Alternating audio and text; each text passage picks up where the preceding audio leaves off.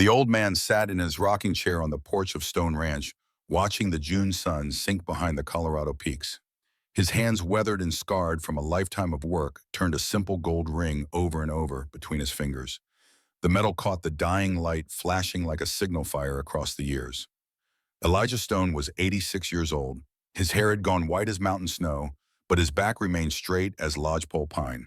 His gray eyes, though dim by age, still held the sharpness of a man who had tracked game through wilderness and read the language of clouds and wind. Beside him, silent as a grave marker, sat his grandson. Lieutenant Daniel Stone wore his Army uniform, though the war had ended 7 months prior. The fabric hung loose on his frame. He had returned from France in March, stepping off the train in Denver, with eyes that looked past his family, past the mountains, past everything.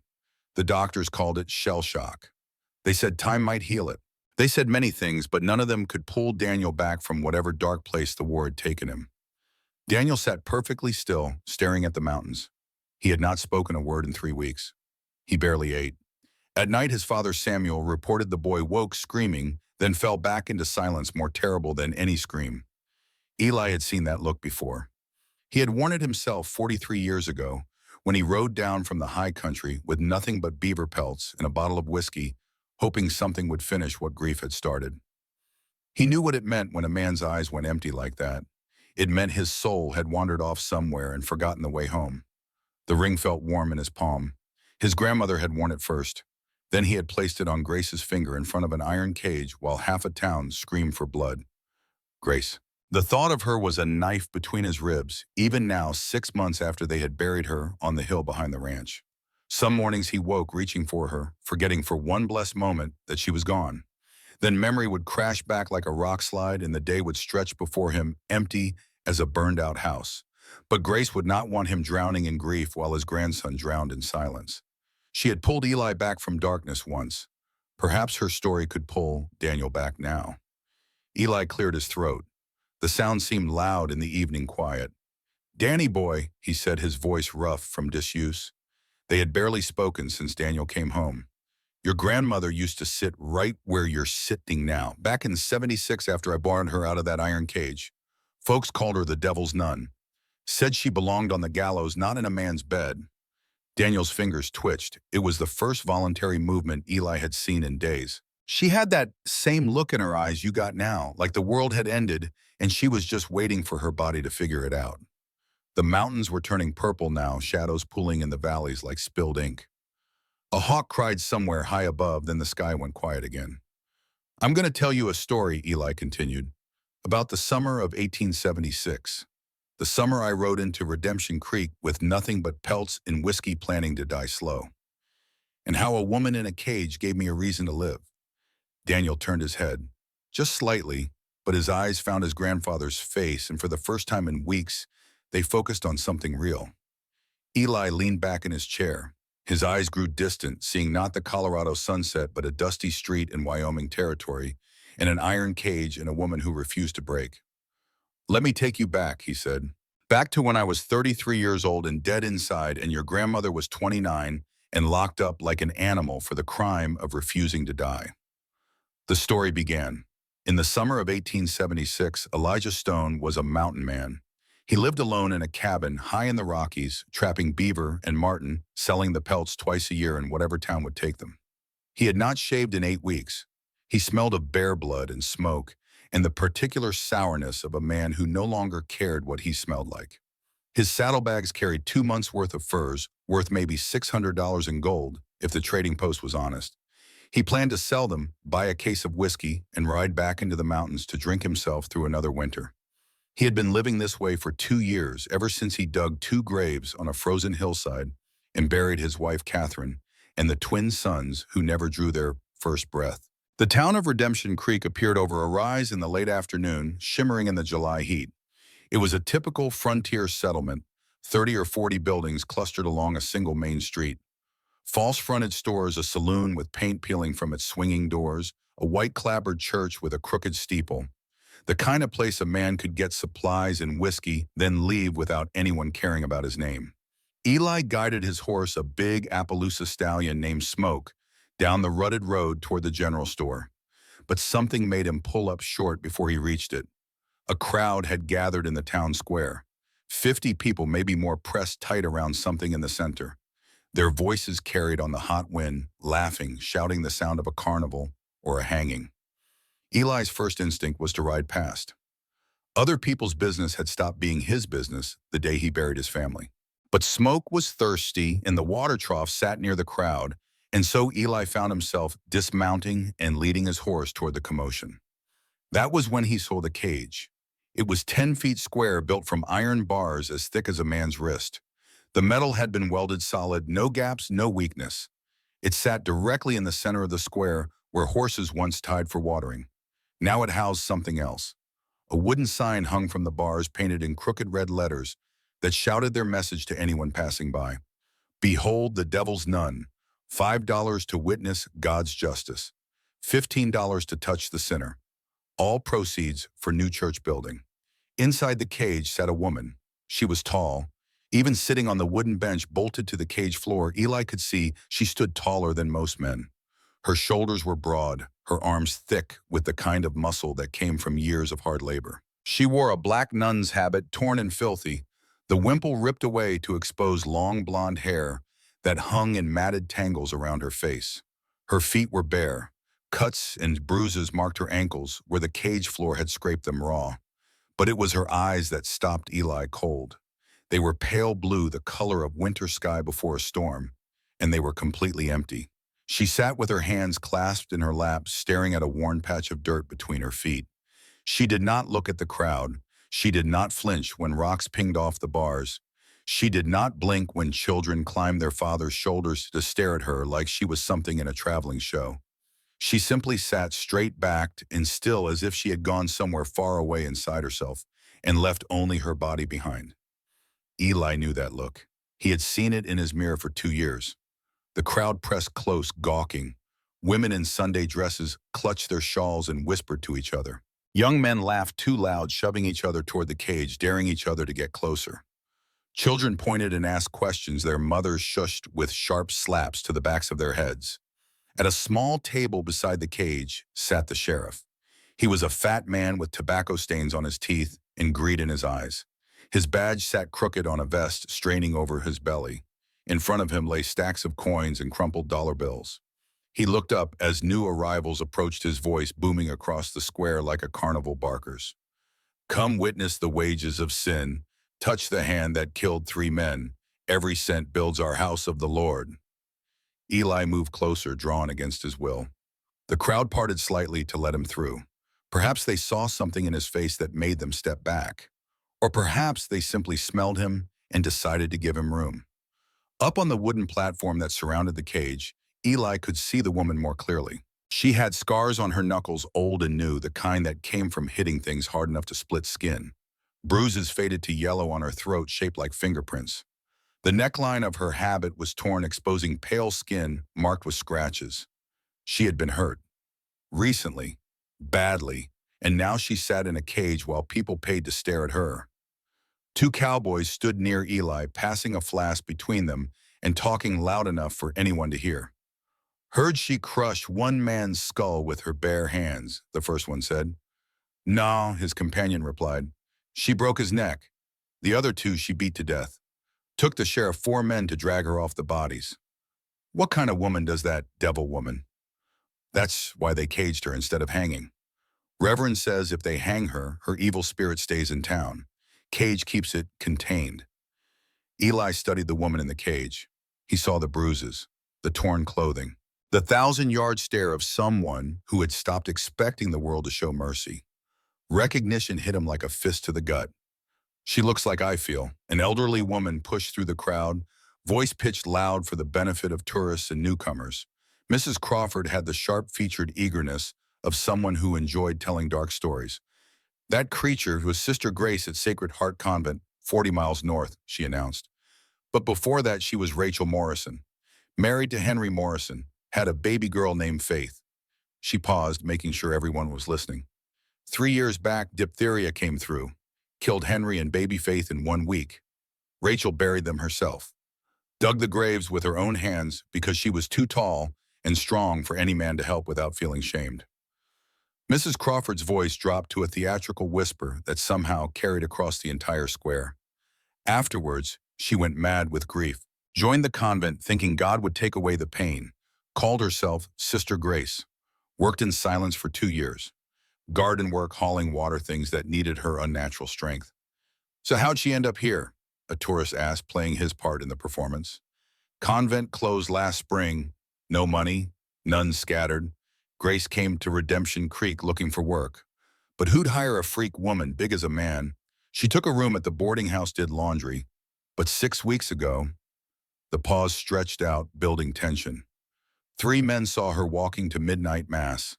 The Cobb brothers, Luke and Marcus, and their cousin Silas Reed. They followed her into the alley behind Hannigan's saloon. Mrs. Crawford's eyes gleamed with the pleasure of a story well told. What happened next, folks say she went demon. Luke Cobb's neck snapped clean. Marcus's skull crushed against the brick wall. Silas got his own knife buried in his ribs. Sheriff found her standing over them, blood on her habit, not crying, not screaming, just standing there, calm as Sunday morning. Mayor said hanging was too good, built this cage. Make her serve as warning. This is what happens when women forget their place. The crowd murmured approval, nodding to each other. The story confirmed what they wanted to believe. That the world made sense, that monsters deserve cages, that a woman who killed 3 men must be something other than human. Eli looked at the woman in the cage again, at the bruises shaped like handprints on her throat, at the torn clothing, at the emptiness in her eyes. 3 men in an alley at midnight, a woman alone. He knew exactly what had happened, and he knew what it cost a person to fight back and win. Memories flooded through him sharp as broken glass. Catherine bleeding out on their cabin floor, her hand going cold in his. The twins blue and silent, never to cry or laugh or call him father. The frozen ground he had torn apart with pick and shovel, his hands bleeding, his throat raw from screaming at a God who did not answer. The 2 years since drifting through the mountains like a ghost, drinking and fighting and picking quarrels with men he hoped would finish what grief had started. When he looked at Grace Hartwell in that cage, he saw his own reflection. Someone who had lost everything and then been punished for the crime of surviving the loss. She finally looked up. Their eyes met. For 10 seconds, neither moved. The crowd noise faded to a dull roar. All Eli felt was that stare boring into him, like she was reading every scar on his soul. In her eyes, he saw a question. Who are you? In his eyes, she must have seen an answer. Someone who understands. Her lips moved, making no sound, but he could read the word they formed. Help me. Something broke open in Eli's chest. Something that had been frozen solid for 2 years suddenly cracked and started to bleed. He turned away from the cage and faced the sheriff. How much? He said. The sheriff looked up from his coins, confused. $15 to touch stranger. Want to go? Eli reached into his coat and pulled out the leather pouch that held his trapping money. Gold coins, 18 months of work in the high country. Money he had planned to drink away before winter. He poured it onto the sheriff's table. The coins flashed in the afternoon sun, scattering across the wood. $600, maybe more. How much? Eli repeated, his voice flat and cold, to buy her. The silence that fell over Redemption Creek was absolute. Women stopped whispering. Men stopped laughing. Even the babies stopped crying. The entire town seemed to hold its breath. Grace's eyes widened. For the first time since he had seen her, emotion flickered across her face. Shock. Disbelief. A desperate, fragile hope she was afraid to let herself feel. The sheriff's mouth worked soundlessly for a moment. Then he found his voice, nervous laughter bubbling out. She ain't for sale, mister. She's serving her sentence. Eli's hand stayed steady on the pile of gold. His eyes never left the sheriff's face. I can ride to Cheyenne, talk to the territorial marshal. Tell him you're running a human exhibition for profit, violating territorial ordinances. Or you can name a price, and I ride out quiet. Your choice. The sheriff's gaze locked on the gold. Eli could almost see the calculations spinning behind those greedy eyes. The cost of feeding the woman. The effort of maintaining the cage. The crowd that was already starting to get bored after 6 weeks of the same show. And $600 in gold, sitting right there, enough to build 2 churches. The mayor pushed through the crowd, a fat man in a suit too fine for a frontier town. Now see here, you can't just... $700, Eli interrupted, his voice cutting through the mayor's bluster like an axe through kindling. Gold, right now. That's enough to build your church twice over and have money left for stained glass windows. The sheriff licked his lips. His hand crept toward the pile of coins. Deal, he said, the word coming out fast before he could change his mind. His fingers closed on the gold, snatching it toward himself before the mayor could object. The mayor sputtered, but the sheriff was already standing fumbling for the ring of keys at his belt. The crowd erupted, shouting, cursing mothers, shrieking. It was chaos. You can't sell my brother's murderer. The voice cut through the noise like a whip crack.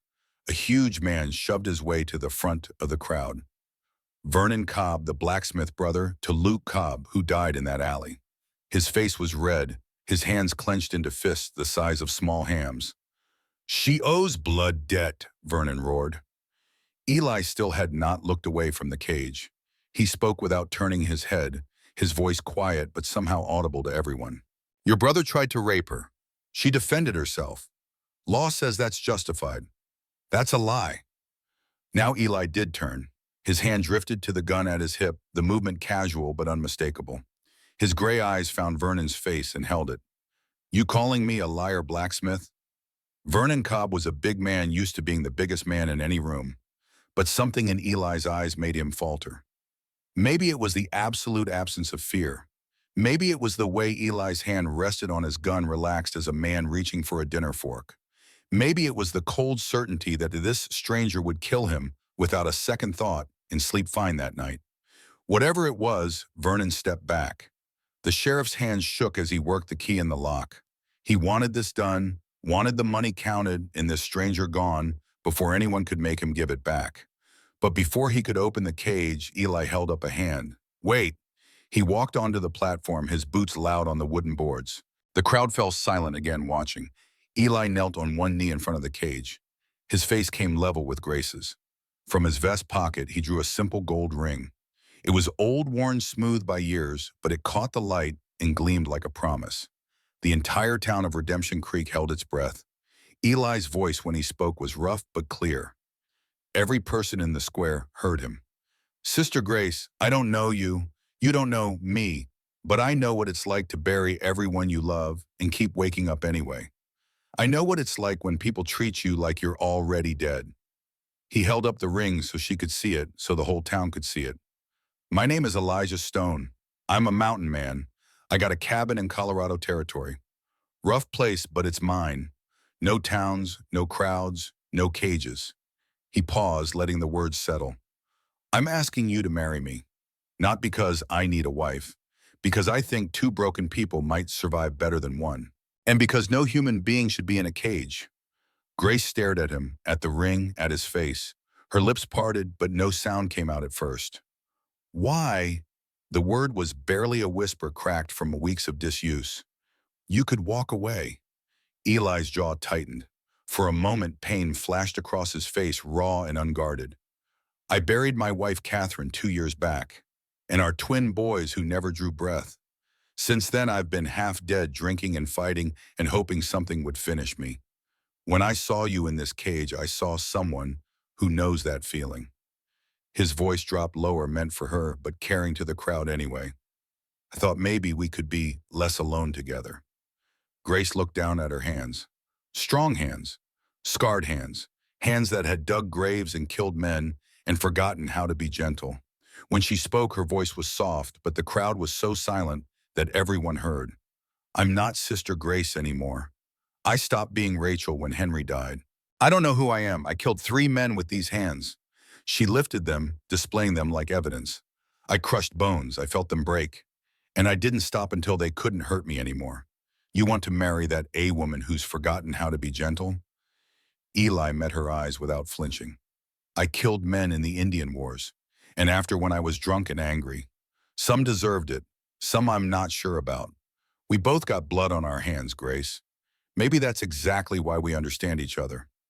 The silence stretched out taut as a bowstring. Grace looked at the ring again. Such a simple thing, a circle of gold, but it represented something she thought she had lost forever. Choice, freedom, a future.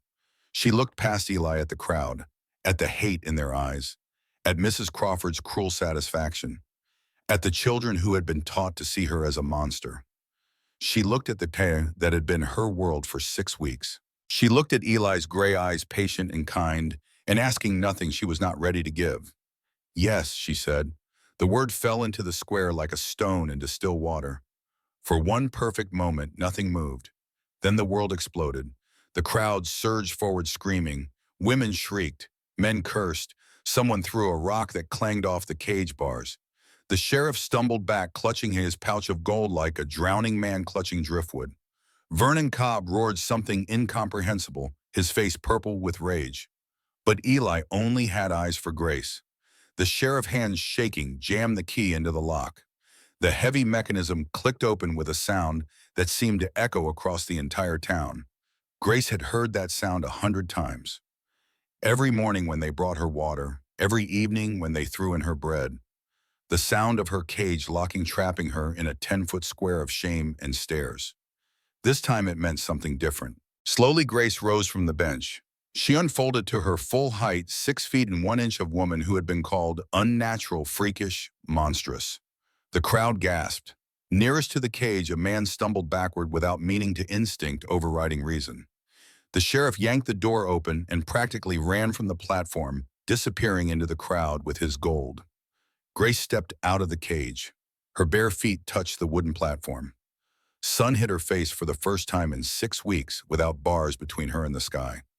The sensation was so overwhelming, she closed her eyes, swaying slightly. Eli stood and offered his hand, the same gesture a gentleman would make, helping a lady from a carriage. Grace stared at his outstretched hand.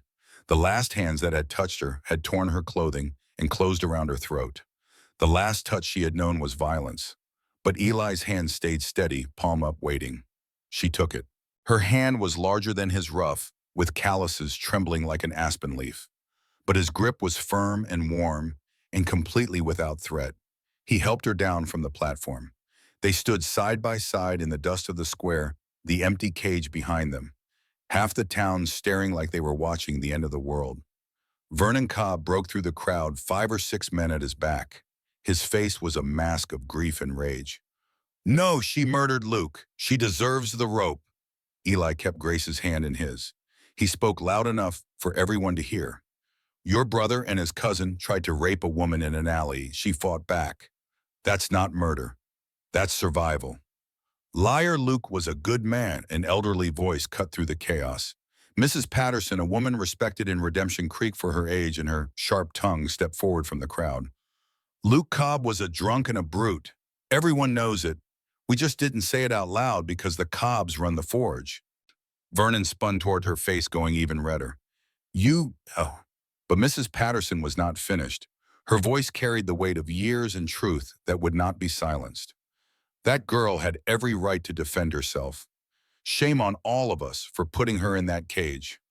Murmurs of agreement rippled through the crowd. Not everyone, but enough. The tide was turning. But Vernon's friends, rough men who owed the blacksmith favors or feared his fists, gathered around him. 5 of them, 6 counting Vernon, armed. Vernon pointed at Grace. She's getting away. Stop them! Eli whistled, sharp and piercing. His horse Smoke, trained to that sound, trotted over from the water trough. The big Appaloosa stallion stopped beside the platform, ears forward ready.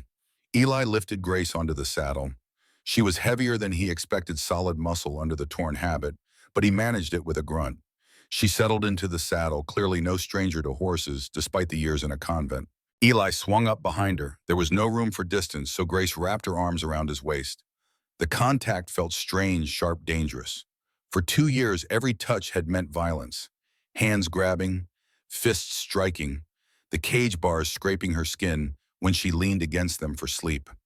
Now she held a man who had offered her his name instead of his fists. Her arms tightened around him, holding on. Eli spurred Smoke into motion. The horse lunged forward into a gallop, scattering the crowd. Behind them, Vernon Cobb screamed for his horse.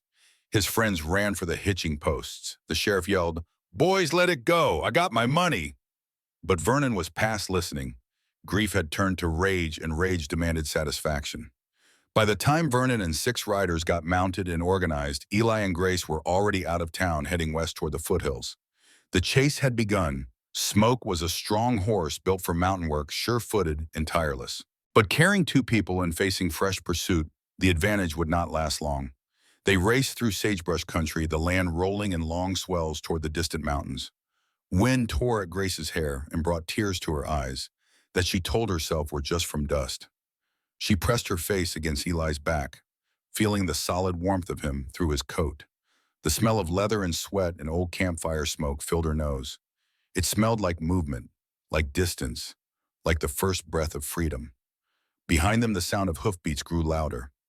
Grace turned her head, looking back.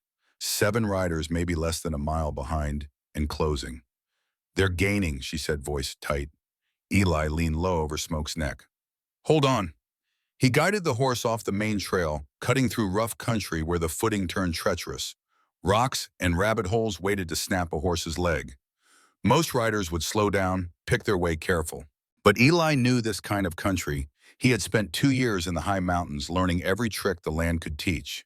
Smoke plunged into a ravine, sliding down the steep slope on his haunches. Grace gasped and held tighter. Behind them, she heard a horse scream. One of the pursuers had tried to follow too fast and his mount had stumbled. By the time they reached the bottom of the ravine, they had gained precious distance. Eli pushed Smoke through a narrow creek, the water splashing high, then up the far slope into a stand of pine trees. The shadows swallowed them. He did not stop. He wove through the trees, following game trails invisible to anyone who had not learned to read sign. The pine carpet muffled Smoke's hoofbeats. Another rifle shot cracked through the air. The bullet whined past, close enough to hear, far enough to miss. Grace flinched but did not let go. They burst from the trees onto a rocky slope. Above them, the mountains rose dark against the sky.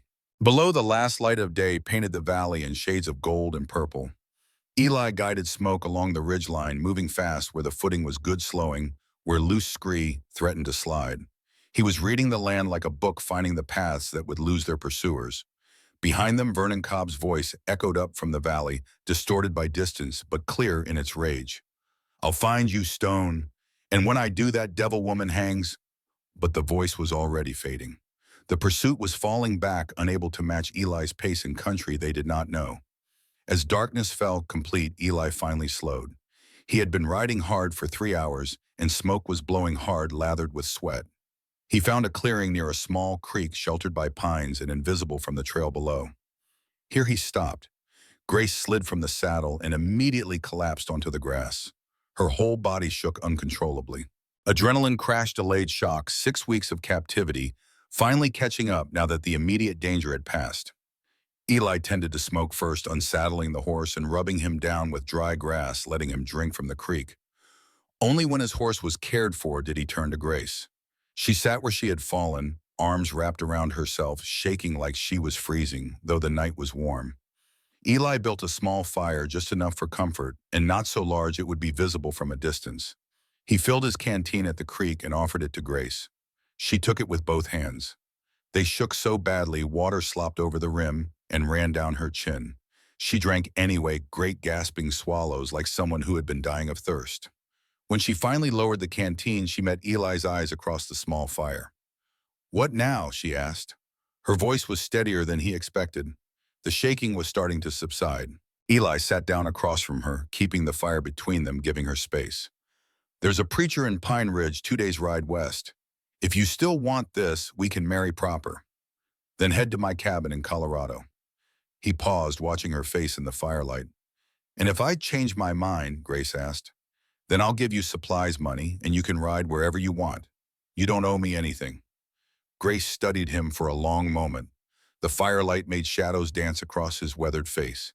He looked tired, older than 33, like a man who had seen too much and carried the weight of it alone for too long. "Why did you really do it?" she asked. "And don't say you saw yourself in that cage. There's more." Eli poked the fire with a stick, sending sparks spiraling into the dark. For a while, he did not answer. When he finally spoke, his voice was rough with emotion he had kept buried for 2 years. "2 years ago, I put Catherine in the ground. And our boys. I told myself I'd live because that's what she'd want. But I didn't live. I just existed, drank, fought, trapped animals to have something to kill that wasn't myself. He looked up, meeting Grace's eyes. Last month, I tracked a grizzly for 3 days, hoping it would turn on me. When it charged, I stood there waiting, but my body fought anyway. Killed that bear, and I hated myself for it. His hand unconsciously touched the long scar on his face. When I saw you in that cage, I saw someone who was done. Just done back then. And I thought if I ride past her, I'll go back to that mountain, and next time I won't fight the bear. The brutal honesty hung in the air between them. No pretty words, no noble speech, just the raw truth of one broken person recognizing another. Grace's eyes filled with tears, the first tears she had allowed herself since the cage. "I'm scared I'm too broken," she whispered. "Me too," Eli said. "But maybe two broken pieces can hold each other up." Grace pulled her knees to her chest, wrapping her arms around them. She stared into the fire. "In that alley, when those men grabbed me, something inside me broke. Or maybe it had already been broken, and I just finally felt it. I didn't pray. I didn't ask God for help. I just fought, like an animal. And when it was over, and they were dead, and I was standing there covered in their blood, I felt." She trailed off, searching for words. "I felt alive. For the first time since Henry and Faith died, I felt something other than emptiness. And that terrified me more than anything." Eli nodded slowly. "After Catherine died, I got into a fight with a trapper. Beat him near to death just because he was alive, and she wasn't. Afterwards, I felt the same thing, alive, and hated myself for it." "Does it get better?" Grace asked. "I don't know," Eli admitted, "but I think it might hurt less if we're not alone." They sat in silence for a while, listening to the creak and the crackling fire and the night sounds of the forest around them. Finally, Grace spoke again. "If we do this, if we marry, what kind of life would it be? No respectable town will welcome a woman they call a murderer and the fool who married her. My cabin's in the Colorado high country, nearest neighbor 30 miles. We'd work hard, hunt, trap, build. It's lonely, but it's peaceful. And nobody there cares what happened in Wyoming." Grace closed her eyes, trying to picture it. A cabin without bars, land where her strength might be valued instead of feared, days of honest work instead of being stared at like a freak in a show. "And if I can't be what you need," she asked, opening her eyes again. Eli met her gaze steadily. "Then you leave. I won't stop you. But I'm asking you to try twice." Grace looked at her hands in her tea, the hands that had killed, the hands that had dug graves, the hands that had forgotten gentleness. Could they learn again? "Okay," she said softly. "I'll try." Eli nodded. "Get some sleep. We'll ride at first light." He started to move to the other side of the clearing to give her the space near the fire. "Eli," he stopped. "Thank you for seeing me in that cage. Everyone else saw a monster." Eli's voice was quiet but firm. "I saw someone who refused to quit. That's not a monster. That's a fighter." He settled down on the far side of the clearing, using his saddle as a pillow. Within minutes, his breathing evened out into sleep. Grace lay down near the fire, wrapped in the blanket he had given her. She stared up through the pine branches at the stars scattered across the sky like salt spilled on black cloth. For the first time in 6 weeks, she slept without the sound of a crowd jeering, without the clang of metal bars, without the weight of 100 stairs pressing down on her like stones. She slept, and she dreamed of mountains and open sky and a man who had knelt in the dust and offered her freedom. 2 days later, as the sun set over the small frontier town of Pine Ridge, Eli and Grace rode slowly down the main street. Grace still wore the torn nun's habit. Her feet were still bare, though Eli had wrapped them in strips of cloth torn from his spare shirt to protect them from smoked stirrups. They got stares, but fewer than in Redemption Creek. Pine Ridge was smaller, quieter, less interested in other people's drama. The general store was still open. Eli tied Smoke to the hitching post and helped Grace down. Inside, a matronly woman with kind eyes looked up from her ledger. Mrs. Harper took in Grace's appearance without comment. She had seen enough frontier hardship to know when questions would help and when they would only wound. "What can I help you folks with?" she asked. Eli bought a simple dress, blue calico with small white flowers.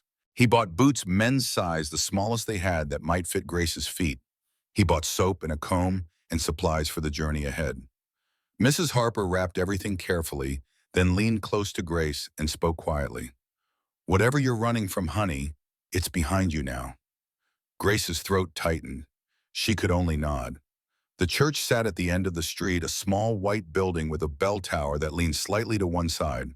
Eli and Grace walked to it as the last light faded from the sky. Reverend William Chandler answered their knock. He was in his 50s, gray-bearded and sharp-eyed, wearing a wool cardigan despite the summer warmth. "Reverend," Eli said, "we need to be married, tonight if possible." The Reverend looked at Grace, at her torn habit, her wrapped feet, her exhausted eyes, at the way she held herself straight, backed but brittle like she might shatter if someone spoke too loud. "Come inside," he said. "Let's talk." They sat in the small rectory attached to the church. The Reverend poured water from a pitcher and handed glasses to both of them. Then he looked at Grace more closely and his eyes widened. "Sister Grace from Sacred Heart." Grace froze her glass halfway to her lips. The Reverend leaned forward, concern replacing surprise. "5 years ago, you helped our order distribute supplies to Cheyenne families during the drought. I never forgot. You carried 200-pound flour sacks like they weighed nothing, and you were so gentle with the children." His eyes traveled over her torn clothing, her bruises. What happened? And so Grace told him. About the convent closing, about coming to Redemption Creek, about the alley and the 3 men in the cage. The Reverend listened without interrupting. When she finished, he sat back in his chair and was quiet for a long moment. "Do you want to marry this man?" he asked finally. "Or do you feel obligated because he freed you?" It was the question Grace had been afraid to ask herself. She looked at Eli sitting respectfully on the other side of the small room, his hat in his hands waiting. "I don't love him," she said honestly, "but I trust him. And I think God put him in that square for a reason. Maybe I'm not meant to be Sister Grace anymore. Maybe I'm meant to be something else." The Reverend turned to Eli. "And you, why marry her?" "I'm tired of being alone," Eli said. "And I think she understands loss in a way most people don't. That's more than most marriages start with." Reverend Chandler nodded slowly. "I'll marry you, but first Grace needs to prepare herself. Mrs. Harper will help her bathe and dress properly. You both need to come to this sacrament clean body and soul." Mrs. Harper was summoned. She led Grace to her kitchen, where a large copper tub sat near the stove. She heated water and poured it steaming into the tub, adding lavender soap that filled the room with the scent of summer fields. Grace undressed slowly, her fingers clumsy on the buttons of the ruined habit. When she finally stepped into the water, she gasped. It had been so long since she had felt clean water, warm water, gentle hands. Mrs. Harper washed Grace's hair, working carefully through the tangles and mats. She hummed a hymn as she worked some old song about troubled waters and safe harbors. Grace wept silently, tears mixing with bath water. Mrs. Harper said nothing, just kept humming, kept washing, kept being gentle. When Grace was clean, Mrs. Harper helped her into the blue calico dress. It was too short, hitting mid-calf instead of the ankle, and tight across the shoulders. But it was clean, and whole, and hers. Mrs. Harper braided Grace's long blonde hair in a simple plait and tied it with a ribbon. "Look," she said, turning Grace toward a small mirror on the wall. Grace barely recognized the woman looking back. Not Sister Grace in her black habit, not Rachel Morrison with her husband and child. Someone new. Someone she did not have a name for yet. Someone who might have a future. Meanwhile in the church, Eli knelt before the altar. He had not prayed since Catherine's funeral. The words felt rusty in his mouth. Reverend Chandler sat in the front pew, giving Eli space but staying close enough to listen if confession was offered. "I've killed men, Reverend," Eli said finally. "In the war, after. Some deserved it, some I'm not sure." "Can you be gentle with this woman?" the Reverend asked. "Knowing what she's survived." "I'll try," Eli said. "That's all I got." The Reverend stood and placed a hand on Eli's shoulder. "Sometimes trying is enough.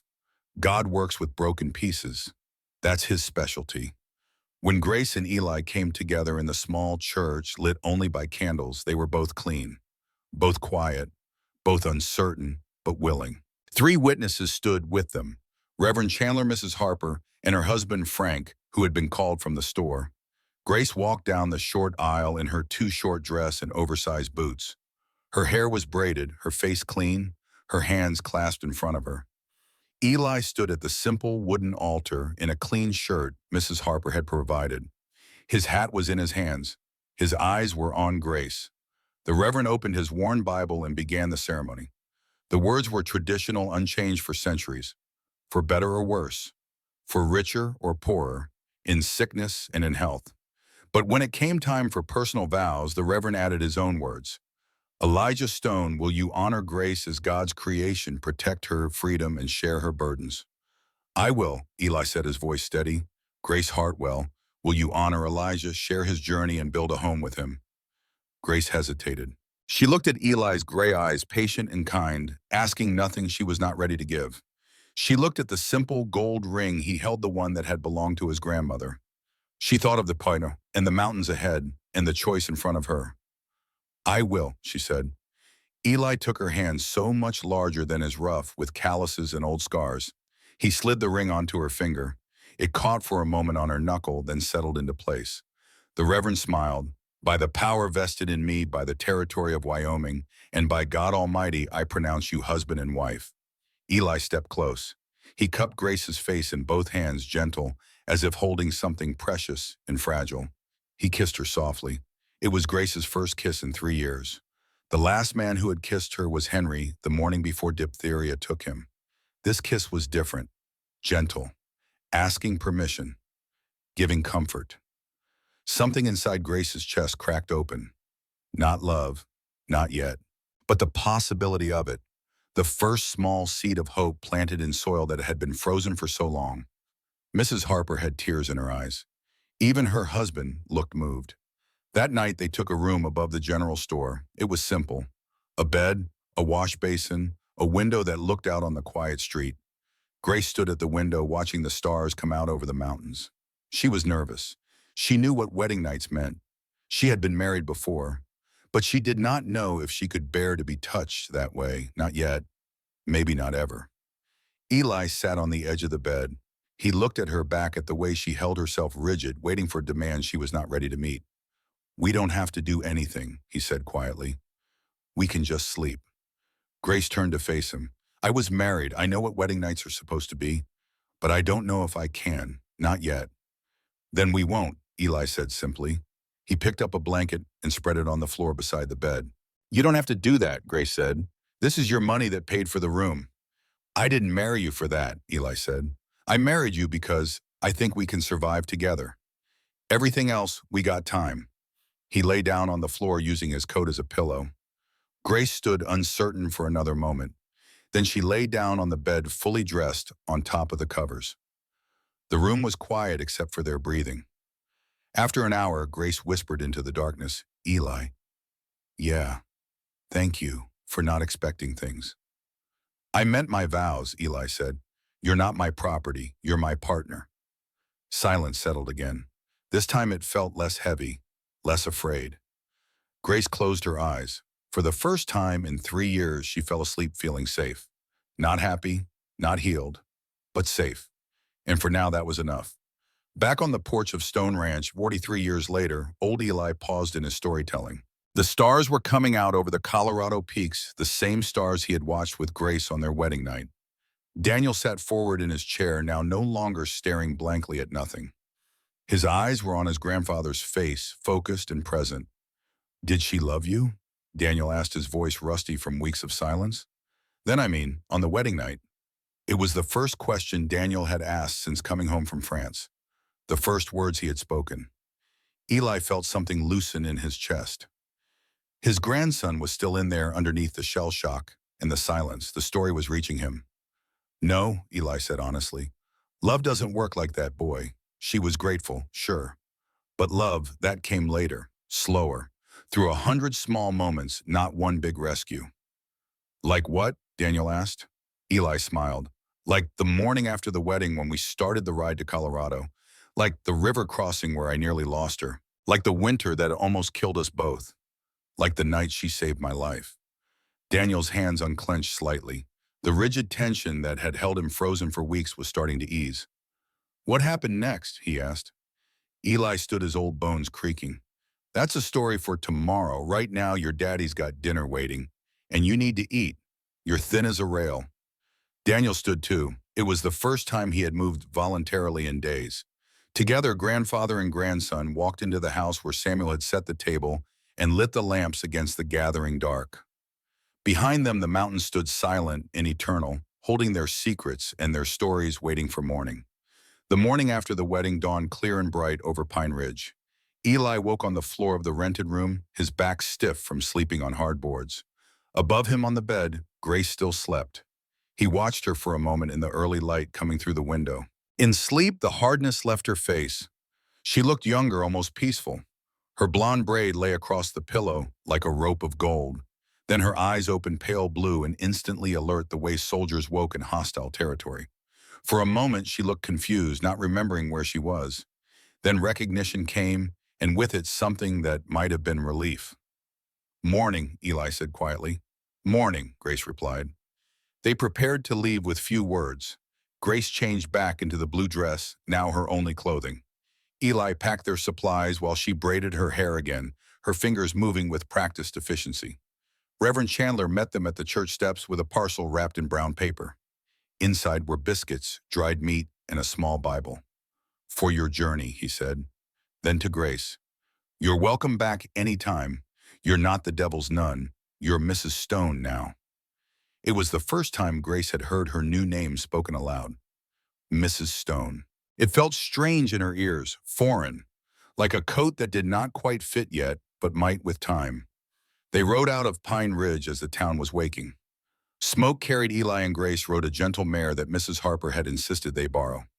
The horse was called Daisy, 15 years old and sweet-tempered as Sunday morning. The journey to Colorado Territory would take 5 days through the heart of the Rocky Mountains. It was beautiful country, dangerous country, the kind of land that killed careless travelers and tested even careful ones. The first day passed in silence. They rode side by side when the trail allowed single file when it narrowed. The land changed gradually from high desert to pine forest as they climbed into the foothills.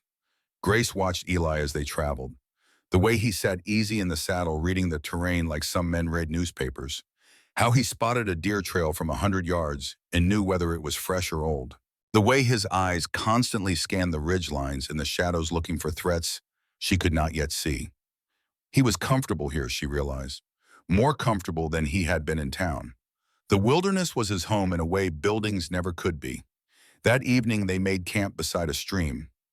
Eli caught 3 trout with his bare hands, moving so quick and sure in the cold water that Grace barely saw the motion. He cleaned them and roasted them over the fire while Grace gathered firewood.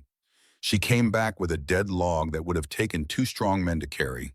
She dragged it like it weighed nothing, her strength casual and unconscious. Eli glanced up, hiding his surprise. He had known she was strong. The cage had shown that. But seeing it applied to everyday tasks was different, impressive. As they ate, Grace finally broke the silence that had held most of the day. "How long have you been trapping?" she asked. "Since the war ended. 65, 11 years. You fought?" Eli nodded, not looking at her. "Cavalry, Indian campaigns mostly. Saw things I'm not proud of. Did things I'm less proud of." Grace understood that tone, the weight of memories too heavy to share. She touched her own throat where the bruises had faded to yellow ghosts. "Is that where you got the scar?" she asked, gesturing to the long mark across his face. "No, that was a grizzly. 2 years ago after Catherine died. I was careless. Bear wasn't." "How did you survive?" Eli's jaw tightened. "Stabbed it 14 times before it dropped. Then I passed out from blood loss. Woke up 3 days later in a Shoshone camp. Medicine woman stitched me up. Told me the spirits weren't done with me yet." He poked the fire, sending sparks climbing into the dark. "I didn't believe her. Thought the spirits had forgotten about me when Catherine died. But maybe she was right. Maybe they were saving me for something else." His eyes found Grace's across the flames. She looked down at her hands, turning them over in the firelight. "Scars tell stories," she said softly. "Yeah," Eli agreed. "Question is whether we let the stories define us."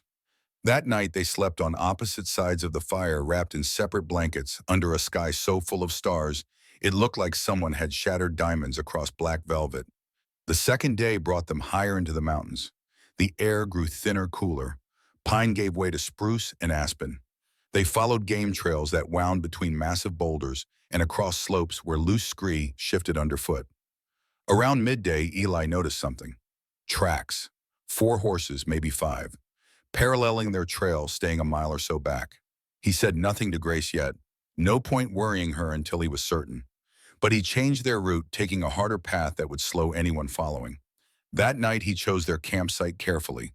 A small ravine with only one approach easily defended. High ground and clear sightlines. Grace noticed the change. Why here? There was a prettier spot a mile back. Flat ground, better water. Eli kept his voice casual. Better wood for the fire here. It was a lie. Grace knew it was a lie, but she also knew he would tell her when he was ready. The third day, the tracks were closer. Half a day behind now, maybe less. Eli finally spoke as they watered the horses at a creek crossing. We're being followed. Might be Vernon Cobb, might be bounty hunters. Either way, we need to move faster. Grace's face went pale. Her hands tightened on Daisy's reins. Will they catch us? Not if I can help it. Eli met her eyes. But Grace, I need to know. If they do catch us, can you fight? The question hung in the air between them. Grace looked down at her hands, still seeing them covered in blood, feeling bones break under her grip. I don't want to kill anyone else, she whispered. I'm not asking you to kill. I'm asking if it comes down to your life or theirs, will you fight? Grace closed her eyes, breathed deep. When she opened them again, there was steel in her gaze. Yes. They pushed hard the rest of that day, putting miles between themselves and the pursuit. But the tracks kept coming, relentless as winter.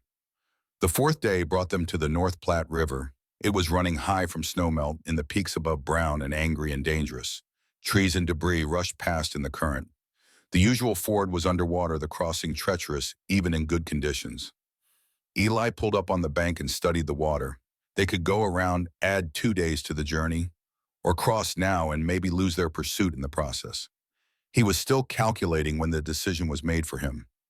A gunshot cracked across the river valley. The bullet kicked up dirt 3 feet from Smoke's hooves. The horse shied, snorting. Eli spun, hand-dropping to his gun. From the tree line behind them, 5 riders emerged. Vernon Cobb rode at the front, his face twisted with rage and grief. 4 hard-looking men flanked him, hired guns by the look of them. Vernon's voice carried across the distance, raw with pain. Stone, send the woman back. She owes blood debt. Eli's hand tightened on his reins. Your brother was a rapist. She owes you nothing. Vernon fired again. This shot came closer, meant to warn or meant to kill. Eli could not tell. Grace's mare Daisy, already nervous from the river, reared in panic. Grace grabbed for the saddle horn, but her fingers slipped on leather still new to her hands. She fell. The river grabbed her before she could scream, yanking her into the current like a wolf taking prey. Grace! Eli kicked free of his stirrups and dove from Smoke's back. The cold water hit him like a fist, driving the air from his lungs. The current was even stronger than it looked from shore, pulling with the weight of 1,000 mountain streams all flowing toward the plains. He surfaced, gasping eyes searching the churning, brown water. There, Grace's blonde head bobbed up 20 yards downstream. She was fighting the current, thrashing her strength, working against her as panic took hold. She went under again. Eli swam hard, angling with the current instead of fighting it. His clothes dragged at him. His boots filled with water and turned his legs to lead. But he had grown up swimming in rivers. Like this, had learned young that water demanded respect and skill, not just strength. He reached Grace as she surfaced a second time, choking and coughing. Grace stopped fighting. But she could not hear him over the roar of the river. Her eyes were wide with terror, fixed on nothing. She grabbed at him with desperate strength, nearly pulling them both under. Eli wrapped one arm around her chest from behind, pinning her arms. She was taller than him, heavier solid muscle. But he had leverage and she had panic. I got you, he shouted in her ear. Stop fighting me. Maybe some part of her heard. Maybe exhaustion simply took her. Either way, she went limp in his grip, trusting him because she had no choice left. Eli kicked toward the far bank, working with the current, letting it carry them downstream while he angled across. His shoulder screamed where the grizzly had mauled it 2 years ago. His lungs burned. The cold water was stealing the strength from his limbs. But he did not let go. They tumbled over rocks that tore skin and bruised ribs. They went under, came up gasping. The world became nothing but brown water and white foam, and the desperate need for air. Then Eli's boots hit bottom. He surged upward, dragging Grace with him. 3 more steps, and they were in shallower water. 4 more, and they collapsed on the far bank, coughing up river water and fighting for breath. From across the river, Vernon Cobb and his men sat on their horses watching. The crossing was too dangerous to attempt now, especially with dark coming on. Vernon's voice carried across the water, thin with distance but clear in its promise. "This ain't over, Stone. I'll find another crossing, and when I do that, murdering woman hangs." But Eli barely heard him. All his attention was on Grace. She lay on her side in the mud, retching up water. Her dress was plastered to her body. Her braid had come undone, and her hair hung in wet ropes around her face. She was not breathing right. Short, gasping breaths that did not seem to bring enough air. Eli rolled her onto her back. Her lips had a blue tinge. He pressed both hands against her chest and pushed hard. Water came up. He turned her head, let it drain, then pressed again. "Come on, Grace. Breathe, breathe." More water, a cough.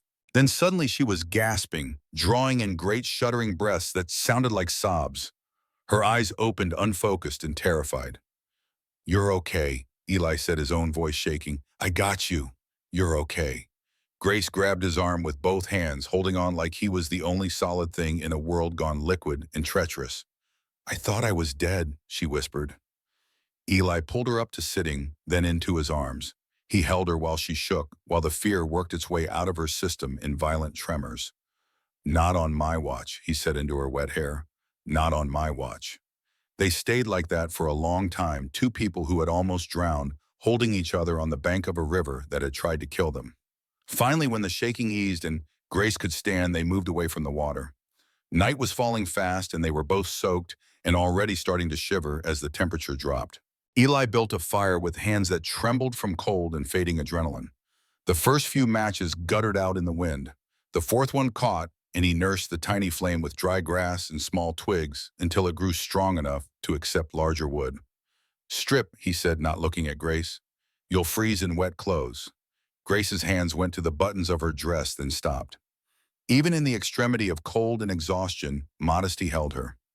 Eli turned his back, giving her privacy. He peeled off his own soaked shirt and pants, wringing them out and hanging them on branches near the fire. He wrapped himself in his oilskin coat, which had stayed mostly dry in his saddlebag. Behind him, he heard Grace's wet dress hit the ground, the rustle of a blanket being wrapped around bare skin. When he turned back, she was huddled near the fire, wrapped head to toe in wool, still shivering so hard her teeth chattered. Eli hung her dress to dry alongside his clothes. Then he sat beside her, close enough to share warmth, but not touching. The fire crackled and popped, throwing dancing shadows across their small camp. Across the river, they could see the distant glow of Vernon's fire. He had made camp for the night, but he would be looking for a crossing come morning. "Did you mean it?" Grace asked suddenly, her voice small in the darkness. "When you said not on your watch," Eli looked at her. In the firelight, wrapped in that blanket, with her wet hair drying in tangles, she looked young and vulnerable, and nothing like the demon woman the cage crowd had seen. "Yeah," he said, "I meant it. If I'd been 2 seconds slower getting to you, you'd be dead. And I'd have failed. Can't lose someone else. Not like that." "Someone else?" "Catherine, the twins. I failed them. Couldn't save them from fever. Couldn't do anything but watch them die." His voice went rough. "I won't fail again." Grace shifted closer to him.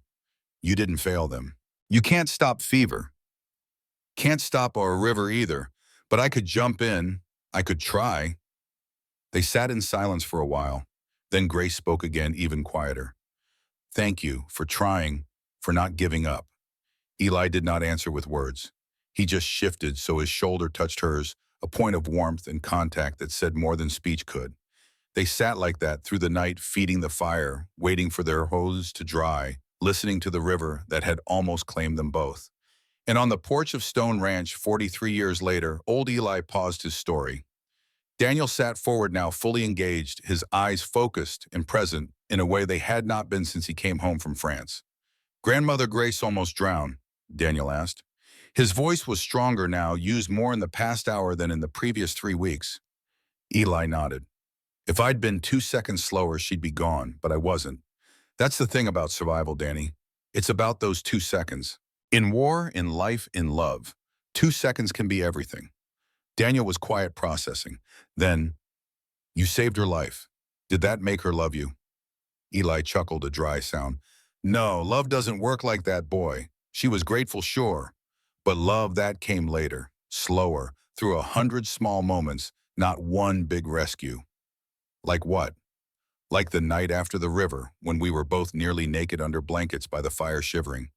Most men would have taken advantage, expected things, but I didn't. I just held her warm, and she felt safe for the first time since Henry died. Eli's eyes grew distant, remembering. That's when trust started, and trust is love's foundation. Daniel rubbed his face with both hands, a gesture so normal, so human, that it made Eli's throat tight with hope. What happened to Vernon Cobb? Daniel asked. Eli's expression hardened. Oh, he caught up eventually, but that comes later. First there was the winter, and the cabin, and the night your grandmother saved my life. He stood, joints creaking. Come on, your daddy's got lunch waiting. We'll eat, then I'll tell you about Stone Cabin and the blizzard that nearly killed us both. Daniel stood too, moving on his own for the first time in days. Together they went inside where Samuel had set out cold chicken and fresh bread, and the house smelled like home. The journey to Stone Cabin took another full day after the river crossing. They rode through country that grew wilder with each mile. Pine forests so thick the sun barely touched the ground. Meadows where elk grazed and scattered at their approach. Ridges where they could see for 50 miles in every direction, nothing but mountains and sky, and the vast emptiness of the frontier. Grace's dress had dried, stiff with river mud, uncomfortable but wearable. Her hair had dried in a wild tangle that she could not fully braid. But she was alive, and that seemed like miracle enough. She watched Eli as they rode, the easy competence with which he moved through this landscape. The way he read signs she could not see, finding game trails and water sources and the safest paths through treacherous terrain. This was his world, and he was offering to share it with her. Late afternoon of the 5th day, they crested a ridge and looked down into a small valley. There, Eli said, pointing. Stone Cabin sat beside a creek in a meadow surrounded by pine forest. The structure was log and stone, simple but solid. Smoke rose from the chimney, which meant someone was there. Eli's face went hard. Stay here, he said, reaching for his rifle. But as they watched, a figure emerge from the cabin, a woman in a long skirt shading her eyes against the sun. Then children, 3 of them running toward the creek. Eli relaxed. Patterson family, nearest neighbors, must be using the cabin while I was gone. They rode down into the valley, the woman Mrs. Patterson recognized Eli and came forward with a smile that faded when she saw Grace. Grace was used to that reaction. The smile dying, the eyes widening, the step backward. Mrs. Patterson's eyes traveled over Grace's height, her broad shoulders, her hands that could span a man's head. But then she looked at Grace's face, saw the exhaustion, the wariness, the expectation of rejection. And Mrs. Patterson, who had buried 3 children and understood what loss did to a person, made a choice. She smiled again, warm and genuine. You must be Mrs. Stone. Eli, you didn't mention you'd gotten married. Recent development, Eli said. The Patterson children, bold as puppies, crowded around Grace. They were fascinated rather than frightened, asking questions in the direct way of children who had not yet learned fear. Why are you so tall? Are you a giant? Can you pick up a horse? Their mother shushed them, but Grace surprised herself by laughing. A real laugh, rusty from disuse but genuine. I'm just tall, she said, kneeling, so she was eye level with the smallest child. And no, I can't pick up a horse, but I can carry 2 flour sacks at once. The child's eyes went wide with admiration. The Pattersons left that evening after Mrs. Patterson insisted on giving Grace a clean dress and helping her wash properly. As they rode away, Mr. Patterson called back to Eli. If your wife ever needs work, I'll pay her double what I pay ranch hands. Never seen a woman who could haul like that. After they were gone, Eli and Grace stood in front of the cabin, looking at what would be their home. It was one room, maybe 20 feet square. A stone fireplace took up one wall. A loft overhead held storage. There was a bed frame with rope supports, a table, 2 chairs. Simple, rough, but solid. It's not much, Eli said. Grace looked around at the meadow, the creek, the mountains rising on three sides. No people, no cages, no crowds. It's perfect, she said. That night, they faced the question that had been waiting since their wedding. The cabin had one bed, one room, nowhere to maintain the careful distance they had kept on the trail. Grace stood by the window looking out at the stars. Eli built up the fire, taking his time, giving her space to speak. "Where do you want me to sleep?" Grace asked finally. "Bed's yours," Eli said. "I'll take the floor." "This is your home. I can't take your bed. You're my wife. Bed's yours until you say different." Grace turned to face him. In the firelight, his face was gentle, patient, asking nothing. "Will you sleep up here?" she asked, the words coming out in a rush. "Not to do anything, just to not be alone." Eli climbed into the bed, staying on his side, a blanket between them like a wall. Grace lay down on her side, her back to him. She could feel his warmth, hear his breathing. For the first time in months, she felt safe enough to truly sleep. The weeks that followed fell into a rhythm. They worked together, learning each other through labor rather than words. Eli repaired the cabin roof, hunted for meat chop or firewood. Grace cleaned, organized, started a small garden even though winter was coming. She hauled water from the creek in buckets that would have taken two men to carry. She split firewood with an axe, her strokes sure and powerful. One afternoon, Eli watched her split a log he would have struggled with. She swung the axe like it weighed nothing, the wood cleaving clean with a single strike. "How'd you get so strong?" he asked. Grace paused, wiping sweat from her forehead. "Farm life. Grew up hauling water, plowing fields. My father said I was born big. 11 pounds. I kept growing. By 15, I was taller than him. He mind I fan. He died when I was 16. Farming accident. I ran the farm alone for 2 years until I met Henry." She smiled, a sad, distant expression. "Henry loved that I could work beside him like a partner, not just a wife." It was the first time she had spoken Henry's name without pain. Then October came, and with it the storm. Eli woke one morning to a sky gone the color of old lead. The air had a peculiar stillness, a waiting quality that made his skin prickle. "Storm's coming," he said. "Bad one." They worked frantically all morning, stacking firewood inside, bringing the horses into the small barn, filling water barrels, covering the windows with shutters. By noon, the first snowflakes began to fall. By evening, the world had disappeared in a wall of white. The blizzard hit with a fury that surprised even Eli. Wind screamed around the cabin, finding every gap in the logs and whistling through like a living thing. Snow piled against the walls, climbing higher each hour. Inside, they fed the fire and waited. But on the third day, Eli realized they had a problem. The firewood was running low. He had meant to stockpile more, but the storm had come early, catching him unprepared. And his shoulder, the one the grizzly had mauled, had frozen up in the cold. He could barely lift his arm, let alone swing an axe or haul logs. He tried anyway, bundling up and forcing his way to the woodpile 50 yards from the cabin. But the wind drove him back, the cold stealing his breath, the whiteout so complete he could not see his own feet. He stumbled back inside his fingers, blue, his whole body shaking. Grace stripped his frozen gloves and rubbed warmth back into his hands. "We need more wood or we'll freeze," Eli said through chattering teeth. "Then I'll get it." "Too dangerous." Grace looked at him steadily. "I'm stronger. You said so yourself." She was right, and they both knew it. Grace bundled herself in every piece of clothing they owned. She tied a rope around her waist and secured it to the doorframe. Then she stepped into the blizzard. The cold hit her like a physical blow. The wind tore at her, trying to knock her down. Snow filled her eyes, her nose, her mouth. She could not see more than a foot in any direction. But she followed the rope hand over hand, pulling herself forward. The woodpile was buried under a drift. Grace dug with her bare hands, the cold stealing feeling from her fingers. She found logs, loaded her arms with as many as she could carry. The wind knocked her down. Half the wood scattered. She gathered what she could and started back, following the rope toward the cabin. Her feet went numb. Her hands lost all sensation. The cold sank into her bones like iron. She almost did not make it. Almost lay down in the snow and let the storm take her. Almost gave up. But Eli was in that cabin. Eli, who had knelt in the dust and offered her freedom. Eli, who had jumped in a river to save her. Eli, who slept beside her every night and asked for nothing but her company. She could not quit on him. Grace stumbled through the cabin door and collapsed.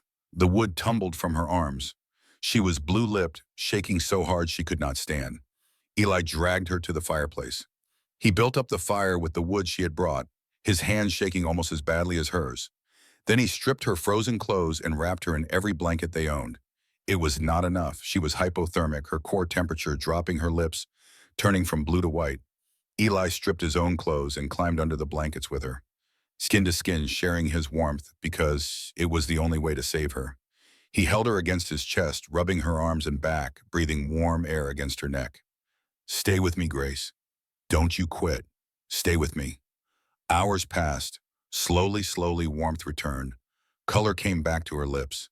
The violent shaking eased to trembling, then to stillness. Grace opened her eyes and found herself wrapped in Eli's arms, his bare chest against her back, his breath warm on her neck. "Did I get enough wood?" she whispered. Eli's arms tightened around her. She felt wetness on her shoulder and realized he was crying. "You saved us. You got enough. But Grace, if you died out there because I didn't prepare well enough, I couldn't have lived with that." Grace turned in his arms to face him, saw the tears on his weathered face, saw the raw fear still lingering in his eyes. "I'm alive," she said. "We're alive." She put her hand on his face, feeling the stubble, the scar tissue from the grizzly, the warmth of living skin. "We're alive." That night they slept tangled together, not from desire but from necessity and trust. Two bodies keeping each other warm, two souls less alone. When the storm broke on the seventh day, something fundamental had changed between them. They were not just partners anymore. They were bound. Spring came late to the high country, arriving in fits and starts through April and into May. Snow remained on the peaks even as the valley greened. The creek swelled with meltwater, running fast and cold. Eli and Grace had survived the winter. More than survived. They had built something together. The cabin was more comfortable now, with Grace's touches everywhere. Curtains on the windows, herbs drying from the rafters, a small garden plot ready for planting. They fell into an easy companionship, working side by side, sharing meals, sleeping in the same bed without awkwardness now. They were not lovers, not yet, but they were partners, friends, two people learning to trust again. One morning in late May, Grace woke feeling strange, nauseous, tired in a way that sleep did not cure. She knew what it meant. She had felt it before with Faith. She was pregnant. Joy and terror warred in her chest. After Henry died, she had thought she would never have another child. The convent had seemed like the end of that part of her life, but now a new beginning. She told Eli that evening as they sat by the fire. His face went through a dozen emotions in as many seconds. Shock, fear, wonder, and finally a smile that transformed his weathered features. "A baby," he said, his voice rough. Grace nodded, her own smile tentative. "I think so. It's early yet." Eli crossed the small cabin and knelt beside her chair. He put his hand on her belly, gentle, as if touching something sacred. "Grace," he said, and could find no other words. But she heard everything he could not say in the way he said her name. The happiness lasted 3 months. In August, Grace woke in the middle of the night with cramping pain. By morning, the bleeding had started. By afternoon, it was over. She lay in bed, turned toward the wall, while Eli cleaned up the evidence of their lost hope. She did not cry. She had cried all her tears for Faith years ago. Now there was just emptiness. Dr. Harrison rode out from the nearest settlement, 2 days' journey each way. He was an old man with kind eyes and gentle hands. After examining Grace, he spoke to Eli outside the cabin, his voice low and sad. The trauma her body endured, the attack, the malnutrition, it damaged her womb. She may not be able to carry to term. Eli felt something break inside his chest. Another hope dying, another future stolen. He went back inside. Grace still faced the wall. "The doctor says you need rest," Eli said. "The doctor says I'm broken," Grace replied, her voice flat and dead. "Grace, you deserve children, Eli, a son to carry your name. And I can't give you that. I can't give you anything." Eli sat on the edge of the bed. He did not touch her, sensing she could not bear it. "You gave me a reason to live. That's more than I had 2 years ago, more than I dreamed of in that town square when I saw you in that cage. It's not enough. It's enough for me. Grace finally turned to look at him. Her eyes were dry but devastated. I can't try again. I can't lose another baby. I can't bury another child. Then we won't, Eli said simply. We have each other, that's enough. We'll make a life, Grace, with or without children of our own. She wanted to believe him, but the grief was too fresh, the loss too raw. She turned back to the wall and did not speak again that day. The months that followed were hard. Grace sank into a darkness Eli recognized. He had lived there himself after Catherine died. He stayed patient. He stayed gentle. He kept working, kept the cabin running, kept talking to her even when she did not answer. And slowly, she came back. By winter, she was laughing again. Not often, but sometimes. By spring, she was planting the garden. By summer, she seemed almost herself. But Eli knew she carried the loss with her, a weight that would never fully lift. Then in the fall of 1880, a letter arrived. The Pattersons brought it, having collected mail from the settlement on their supply run. It was from Reverend Chandler in Pine Ridge. Eli read it aloud to Grace as they sat by the evening fire. Dear Eli and Grace, a situation has arisen. There's a boy aged 9 named Samuel Brooks. His parents, homesteaders, died of cholera last month. The boy survived but is damaged. Won't speak, won't eat much, becomes violent when touched. The orphanage wants to send him to an asylum. But I remember Grace's gentleness and Eli's patience. Would you consider taking him even temporarily? He needs someone who understands pain. Reverend William Chandler. Grace looked up from her, mending, her eyes wide. A boy, she whispered. Eli met her gaze. It's your choice. Grace set down her sewing with trembling hands. Let's go meet him. They rode to Pine Ridge, arriving after 4 days of hard travel. Reverend Dr. Chandler met them at the church, relief evident on his face. Thank God you came. The boy is in the church basement. I warn you, he's difficult. Hasn't spoken since his parents died, won't let anyone touch him. He led them downstairs to a small room lit by a single lamp. In the corner sat a child. Samuel Brooks was small for 9 years old, underfed and hollow-eyed. Dark hair fell into green eyes that looked at nothing and everything.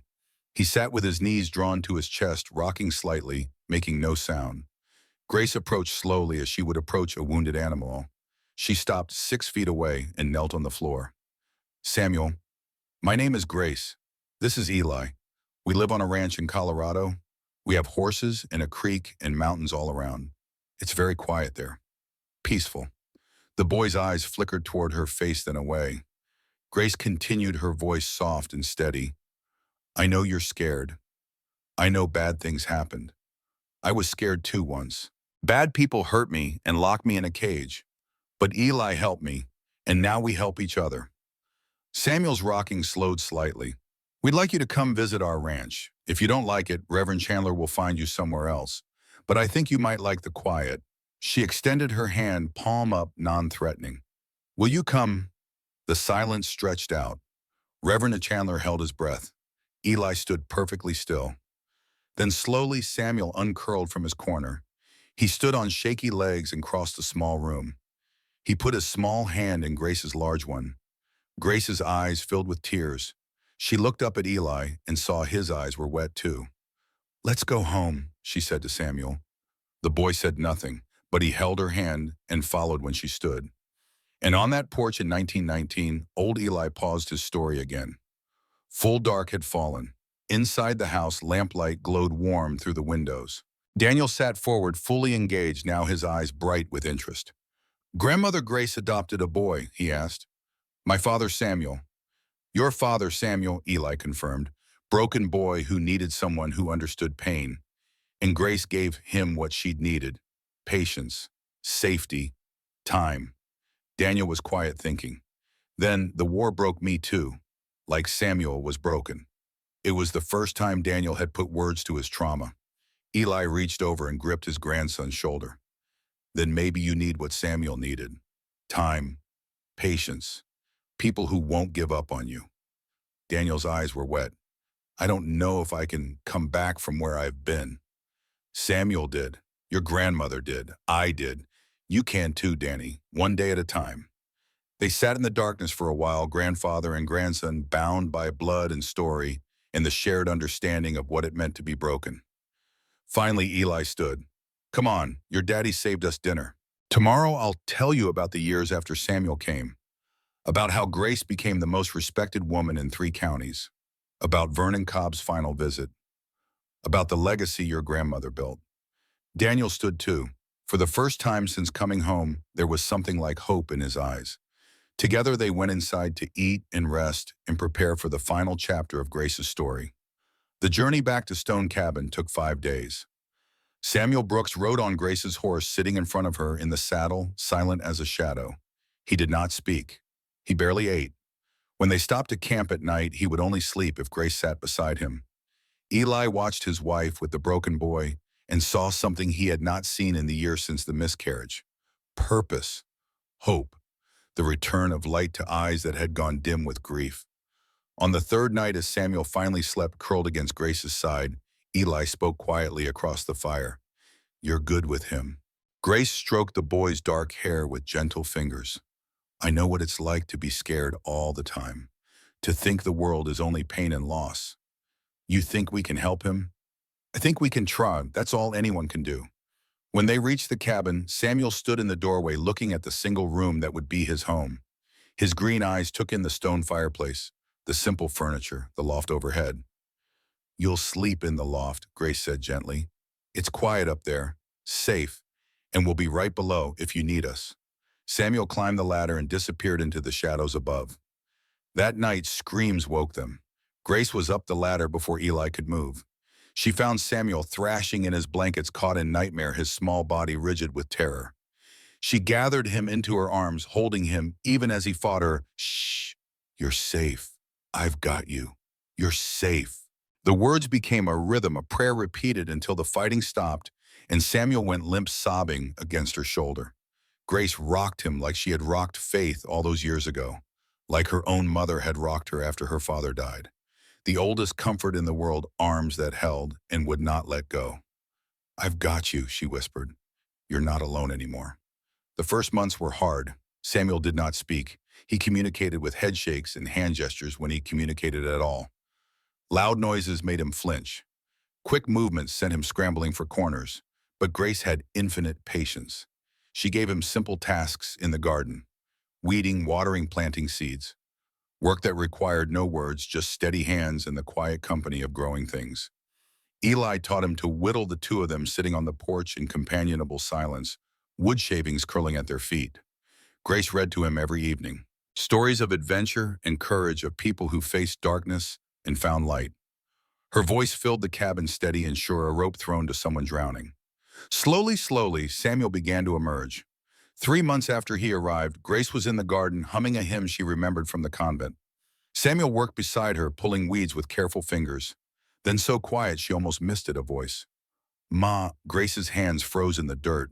She looked up slowly. Samuel's green eyes met hers, terrified and hopeful at once. Can I call you Ma? The weeds in Grace's hands fell forgotten. She was on her knees in an instant, pulling Samuel into her arms. Yes, she said, her voice breaking. Yes, sweet boy, you can call me Ma. Samuel's small body shook with sobs. All the grief he had held inside for months came pouring out. Grace held him and let him cry, her own tears falling into his dark hair. When Eli came in from checking the trap lines that evening, he found them still in the garden. Grace sitting in the dirt with Samuel in her lap, both of them red-eyed but peaceful. He called me Ma, Grace said, wonder in her voice. Eli knelt beside them, his weathered hand gentle on the boy's head. Then that's what you are, he said, and I suppose that makes me Pa. Samuel looked up at him with those two old eyes. Pa, he whispered, testing the word. Eli's throat went tight. He had thought he would never hear that word, that Catherine's death had stolen that future from him. But here it was, not the way he had imagined, but real, precious, given freely by a child who had every reason to trust no one. Yes, son, Eli said, his voice rough. I'm your Pa now. They sat together in the garden as the sun set behind the mountains, 3 broken people becoming a family. The years that followed were good years. Samuel grew strong and tall, learning the ways of the high country from Eli. How to track deer through new snow. How to read weather in the clouds. how to set a trap line and check it in darkness, how to handle a rifle and a horse, and the 100 other skills a man needed to survive in wild country. From Grace, he learned gentler things, how to tend a garden and coax life from stubborn soil, how to read words on a page and find whole worlds hidden in paper and ink, how to be kind even when the world had been cruel. By the time Samuel turned 14 in the summer of 1885, he was nearly as tall as Eli. His voice had deepened. The hollow look had left his eyes. One afternoon, three boys from a settlement 30 miles east rode up to the cabin. They were older than Samuel, bigger, the kind of boys who found their courage in numbers. Samuel was splitting wood when they arrived. Grace was in the garden. Eli had ridden out to check the upper trap line. The biggest boy dismounted, swaggering with the false bravado of youth. "You the orphan boy living with the freak woman," he called out. Samuel's axe paused mid-swing. "What did you call her? The freak, the giant. Everyone knows about her, says she killed 3 men with her bare hands. Says she's unnatural." Samuel set down the axe very carefully. His jaw was tight, his hands clenched into fists. "You need to leave." "Or what? You gonna have your freak mother fight us?" Samuel moved so fast the boy did not see it coming. One punch straight and hard, catching the bigger boy in the nose. Blood sprayed. The boy went down. His friends charged in. 3 against 1. Samuel fought like Eli had taught him. Fast and dirty, no rules, just survival. When it ended, all 3 boys were bloodied. Samuel had a split lip and a black eye forming, but he was standing and they were not. "Get off our land," he said, voice cold, "and don't ever talk about my ma that way again." They scrambled onto their horses and rode off. Grace came running from the garden, drawn by the commotion. She took in Samuel's bloody face, the retreating riders, and understood immediately. She led him inside and cleaned his wounds with gentle hands. "Why did you fight?" she asked, though she suspected she knew. "They called you a freak." Grace's hands stilled. "And that made you angry?" "You're my ma. Nobody talks about you like that." Grace cupped his face in her hands, looking into eyes that had been hollow and terrified 5 years ago, and were now fierce with love. "I'm proud of you for defending me," she said softly. "But Samuel, their words only have power if we give them power. I've been called worse. I survived. You will too. I just want them to see you like I see you." "How do you see me?" "The strongest, kindest person I know." Grace pulled him into her arms, this boy who had become her son, not by blood, but by choice. "I love you, Samuel," she said. It was the first time she had spoken the words aloud. "I love you too, Ma." When Eli returned that evening and heard what had happened, he took Samuel aside. "You did right," he said simply. "A man protects what's his, and she's ours to protect." Samuel nodded, pride swelling in his chest. That night, for the first time since burying Faith, Grace felt complete. Not because the old pain was gone, it would never be fully gone, but because new love had grown in the space loss had carved out. The years turned like pages in a book. 1892 arrived with Samuel grown to 21, a man in every way that mattered. He worked the trap lines with Eli, could outride and outshoot most men twice his age, and had the quiet competence of someone raised in hard country. That spring, he rode to the Patterson Ranch to help with branding.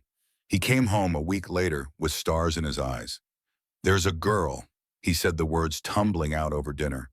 "Emma Walsh. Her father has the spread east of Patterson's. She's smart and kind, and she laughed at my jokes, and I think I might want to marry her someday." Grace and Eli exchanged glances across the table. "Bring her to meet us," Grace said, smiling. "If she's important to you, we want to know in her."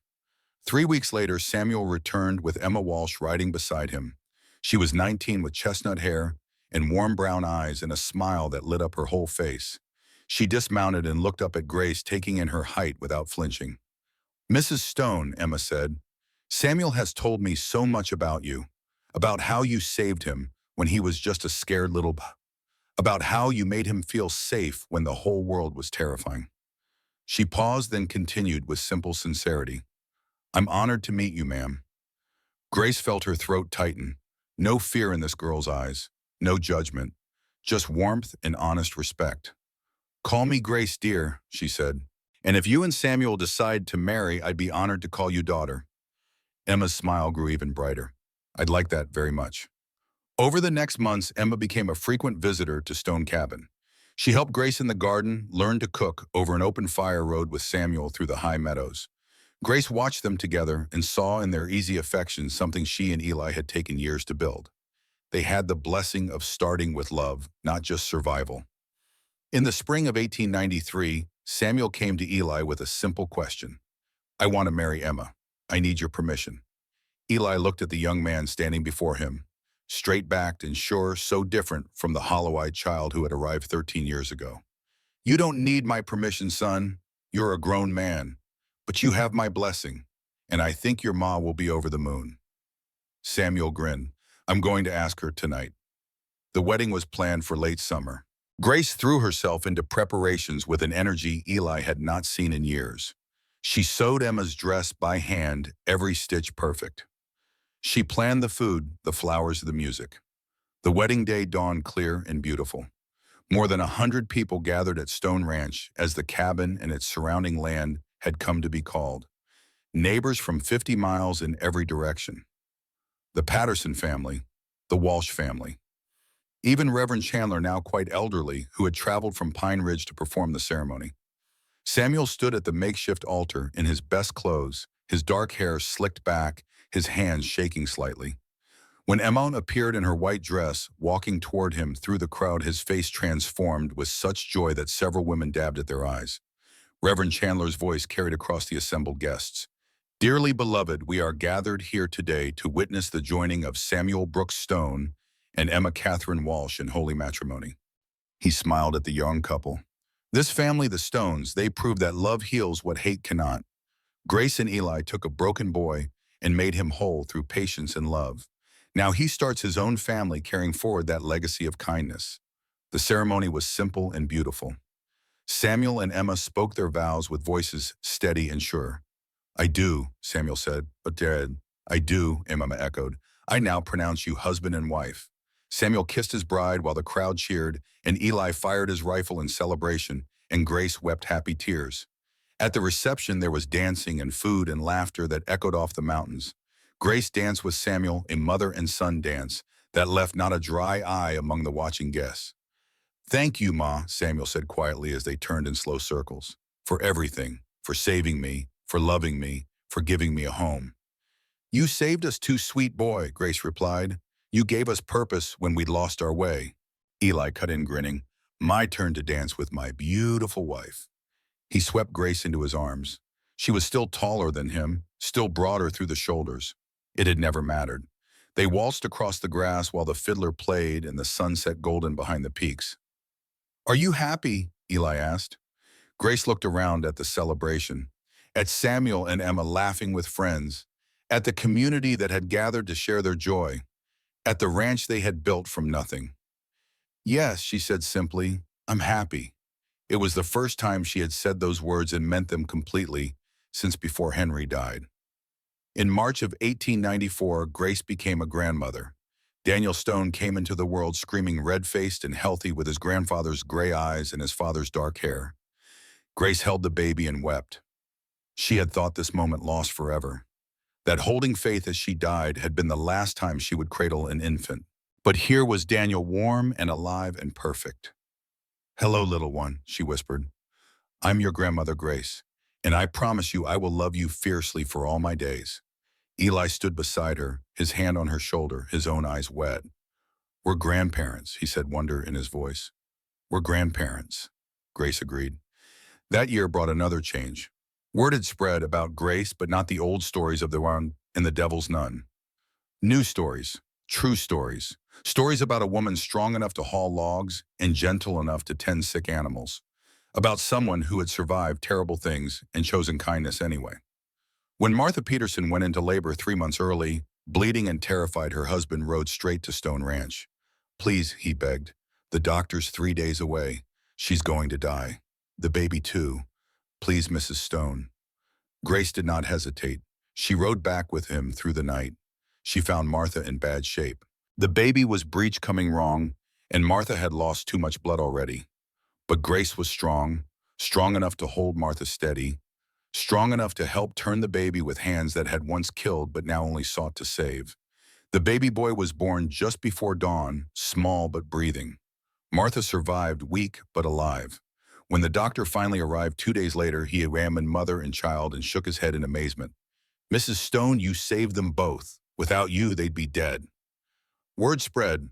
When Susan Crawford's baby got stuck during labor, they called for Grace. When Elizabeth Harper began hemorrhaging after birth, Grace's strength kept her alive until the bleeding stopped. Over the next 4 years, Grace delivered 30 babies in the high country. Women who would have died without her lived. Children who would never have drawn breath came squalling into the world because Grace's strong hands guided them. Mothers began naming their daughters Grace in her honor. The woman who had once been caged as a monster became the angel who saved lives. In the summer of 1898, Grace was in the garden with 5-year-old Daniel when riders appeared on the horizon. 6 men, riding slow and deliberate. Grace's blood went cold. She knew that led horse knew the massive man sitting its saddle. Vernon Cobb. She sent Daniel running to the house. "Get your grandfather, now!" Eli came out with his rifle. Samuel appeared from the barn, his own gun ready. Vernon and his men rode into the yard and stopped. They were armed, their faces hard. Vernon had aged 20 years in the 22 that had passed since Redemption Creek. His hair was gray, his face lined and worn, but the grief in his eyes had not diminished. "Stone," he said. No greeting, no preamble. "Cobb," Eli replied, rifle held casual but ready. "I came for her." Vernon's eyes found Grace. "She killed my brother. That debt's still owed." Grace stepped forward, placing herself between Vernon and her family. "Vernon," she said quietly, "it's been 22 years. Don't matter, my brother's still dead." Grace looked at this man who had carried his hatred for more than 2 decades. She saw what it had cost him. The lines of bitterness carved deep. The hollow eyes of someone who had let grief consume everything else. "I'm sorry about Luke," she said and meant it. "I'm sorry he's dead. I'm sorry you lost your brother. If there had been any other way, I would have taken it." "You're lying." "Am I?" Grace's voice was calm. "Vernon, you know what kind of man Luke was. You knew then. You know now. He and Marcus and Silas, they didn't follow me to that alley to talk. They had knives and hands and intentions no woman should have to face." Vernon's hands tightened on his reins. Grace continued, gentle but relentless. "I fought back because the alternative was dying. Would you have wanted me to just let them kill me? If someone attacked your sister, would you want her to just accept it? That's different." "It's not, and you know it." Vernon's gun hands shook. Behind him, his men looked uncomfortable, perhaps hearing a different story than the one Vernon had told them. Grace took another step forward, unarmed, vulnerable. "You can shoot me, Vernon. 5 guns against 2. You'd win, but it won't bring Luke back. And you'll know for the rest of your life that you murdered an unarmed grandmother. Is that the man you want to be?" Silence fell over the ranch yard. The only sounds were wind in the pines and the distant call of a hawk. Vernon's gun barrel dropped slowly until it pointed at the ground. "I can't," he whispered. "God help me, I can't." Tears ran down his weathered face, cutting tracks through the dust. "I wanted to hate you," he said. "For 22 years I fed that hate. Let it fill up all the empty places Luke left behind. But you're right. He was my brother and I loved him. But I knew what he was." He looked at Grace with eyes full of terrible grief. "I should have stopped him, should have made him better, but I didn't. And you paid the price for my failure." Grace's own eyes filled. "We both paid Vernon, but we don't have to keep paying." Vernon turned his horse. His men followed, confused but relieved. As he rode away, he called back one last time. "I'll never forgive you, Mrs. Stone, but I'll stop trying to punish you. That's the best I got." "That's enough," Grace said softly. "That's enough." They watched the riders disappear over the ridge. When they were gone, Grace's legs gave out. She sat down hard in the dirt, shaking. Eli and Samuel rushed to her side. "I thought he was going to shoot you," Eli said, his voice rough with fear. "So did I," Grace admitted. "But I'm tired of running, tired of being afraid. If he was going to kill me, at least it would be on my terms." Samuel helped her stand. "That was the bravest thing I've ever seen, Ma." Grace looked at her son, at her husband, at the ranch they had built, at the life they had made. "Not brave," she said, "just done being a victim." In 1900, Stone Ranch celebrated Grace and Eli's 25th wedding anniversary. Samuel and Emma threw a party that drew 75 people from across 3 counties. Neighbors and friends, families, Grace had helped people Eli had aided over the years. The town elder, a man named Marcus Webb, gave a toast. 25 years ago, a mountain man bought a woman from an iron cage in Wyoming. People said he was crazy. But Eli Stone saw what we couldn't see then, a human being who deserved freedom. Together, they built not just a ranch, but a legacy of kindness. He raised his glass. To Grace and Eli Stone. May we all be half as brave. The crowd cheered and drank. Then Grace stood surprising everyone. She rarely spoke in public. But today, she had words that needed saying. 25 years ago, I sat in an iron cage. People called me a monster. But one man looked past the bars and saw me. Eli gave me freedom. But more than that, he gave me a chance to be more than my worst day. Her voice strengthened. I killed 3 men. That's truth. But Eli showed me I could also save lives, raise a son, love a family, build something good. Everyone deserves that chance. Everyone deserves to be more than their worst moment. The crowd erupted in applause. Women dabbed at their eyes. Men cleared their throats gruffly. Eli stood and kissed Grace in front of everyone, not caring who saw, not caring what they thought. I love you, Grace Stone, he said. I love you too, Elijah Stone, she replied. They had never said it in public before, but after 25 years of survival and struggle and building something real, the words came easy. The years continued their steady march. More grandchildren arrived. Rebecca in 1901, Thomas in 1903. Grace divided her time between the ranch and riding out to help women in labor. Her hair turned silver, but her strength remained. She could still split wood and haul water and carry a laboring woman to safety. By 1905, on their 30th anniversary, Grace and Eli sat on the porch in the evening quiet, just the two of them watching the sun paint the mountains purple and gold. 3 grandchildren played in the yard. Samuel and Emma's voices drifted from the house where they were preparing dinner. Did you ever imagine this? Grace asked softly. Eli considered the question. Honestly, no. I thought I'd die drunk in the mountains. You saved me, Grace. We saved each other. They sat in comfortable silence, hands touching on the armrest between their chairs. I love you, Elijah Stone, Grace said. The words still held wonder even after 30 years. Took me time to say it easy, but I do. I love you too, Eli replied. Always have. Always will. The winter of 1918 came early and hard. Grace was 71 now, her body finally showing the wear of decades of hard work. But when a desperate father rode to the ranch in the middle of a blizzard begging for help because his wife was having twins and bleeding badly, Grace did not hesitate. She rode out into the storm. The delivery was difficult. Both babies breached the mother, hemorrhaging. It took hours of careful work, all of Grace's strength and skill, to bring the twins safely into the world and stop the bleeding that threatened to take their mother. By the time Grace rode home, she was soaked through and shaking with exhaustion. The pneumonia set in within days. Grace fought it for 3 weeks, but her body was tired, ready to rest. Samuel and Emma brought the grandchildren to say goodbye. Daniel was 24 now, Rebecca 17, Thomas 15. All of them wept. Eli never left her side. On a cold January morning with snow falling soft outside the window, Grace opened her eyes and found Eli holding her hand. Eli, she whispered, I'm not afraid. His tears fell on their joined hands. I know, darling. I've had a good life, better than I dreamed in that cage. You gave me a good life too. Grace smiled, the expression peaceful. Promise me something. Anything. Don't go back to that dark place you were before. Keep living. For Samuel. For the grandchildren. For me. I promise, Bastas. Grace looked past Eli to where Samuel stood with his family. Daniel, Rebecca, Thomas, she said, her voice faint but clear. Listen to me. You come from strength. Not the kind that breaks bones, but the kind that keeps standing when the world says fall. Remember that. She looked at Samuel, this boy who had become her son. Sweet boy, you were my greatest gift. I love you. Samuel's face crumpled. I love you, Ma. Grace turned back to Eli. Her hand tightened weakly on his.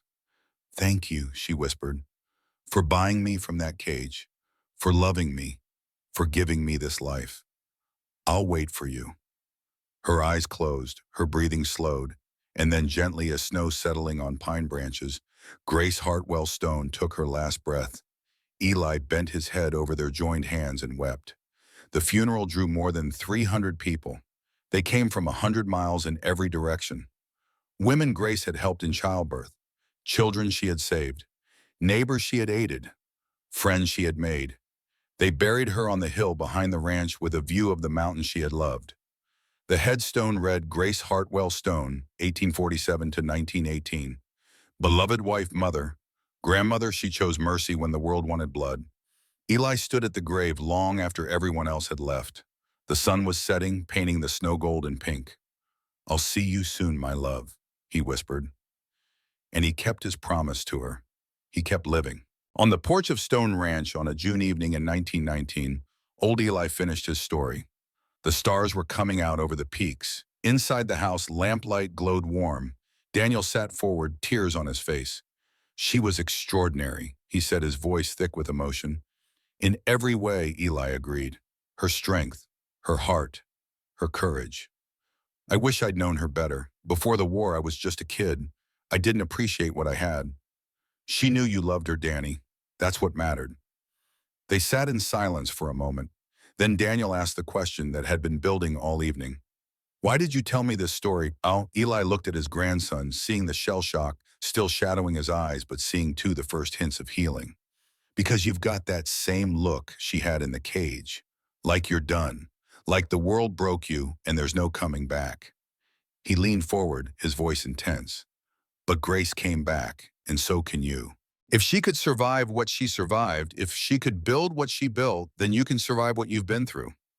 I killed people, grandfather, boys younger than me. I watched my friends die. I can't unhear the screams. I know. War does that. Your grandmother knew it too. She heard those men's bones break every night for years. But she chose to keep living. Not just surviving. Living. Eli stood offering his hand. You can too, Danny. One day at a time. Tomorrow you help me with the horses.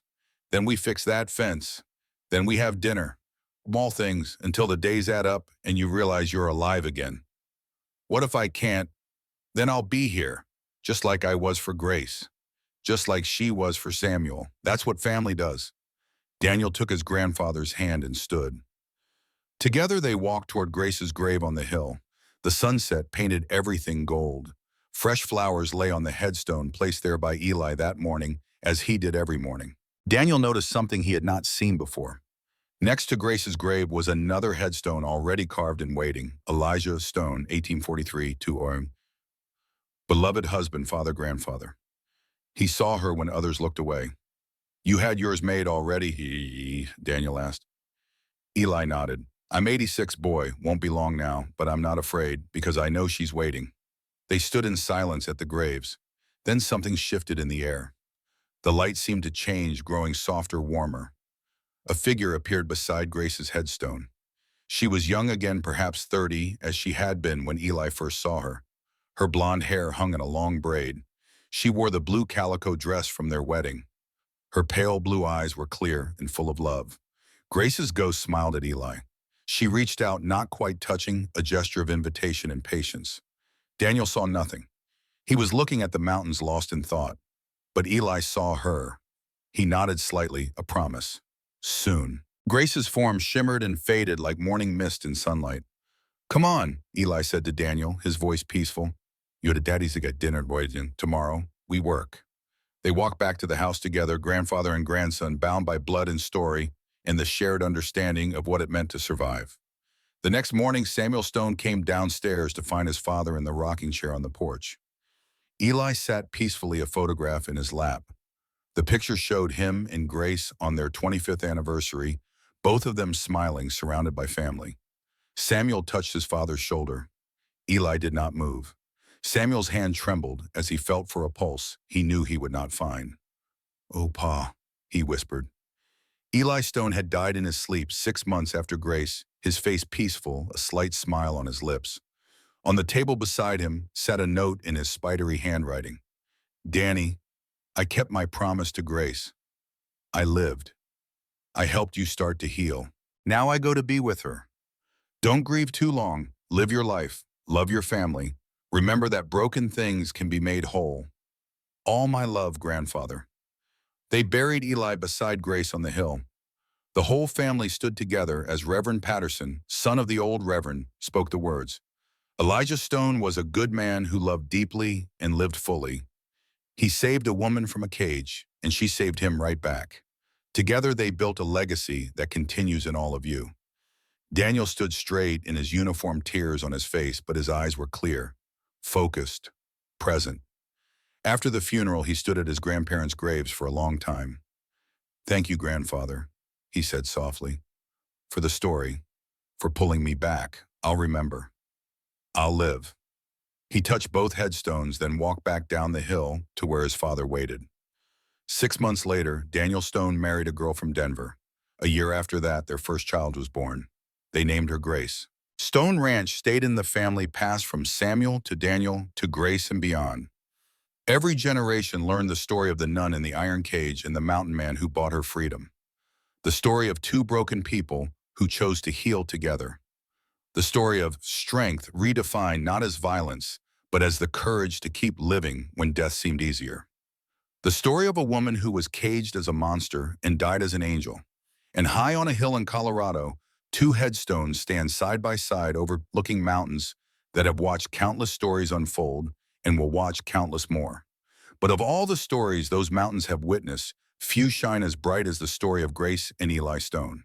Two people who prove that the world only wins if you let it, and they never let it win. Not even for a day.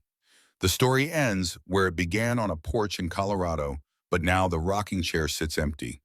The mountains stand eternal. The creek still runs cold and clear. The ranch endures. And somewhere beyond sight, perhaps Grace and Eli walk together through high meadows under endless sky, finally at peace, finally whole, finally home. Their legacy lives on in every person who chooses mercy over vengeance, love over hate, hope over despair. In every person who refuses to let their worst day define their whole life. In every person who reaches out a hand to someone in a cage, whether that cage is made of iron or grief or trauma or loss. The story of the nun in the iron cage, it's not just Grace's story. It is the story of anyone who has ever been broken and found the courage to heal. Anyone who has ever been lost and found the strength to be found. Anyone who has ever sat in darkness and chosen against all odds to walk toward the light. That is the legacy. That is what endures. And that Daniel Stone learned as he built his own life and raised his own children is what his grandparents wanted him to understand all along. Not that life is easy, but that it is worth living, even when it is hard, especially when it is hard, because on the other side of hard is something beautiful. Family, love, purpose, peace. The things Grace and Eli built from nothing but two broken hearts and the stubborn refusal to give up. That is their gift, and it continues still.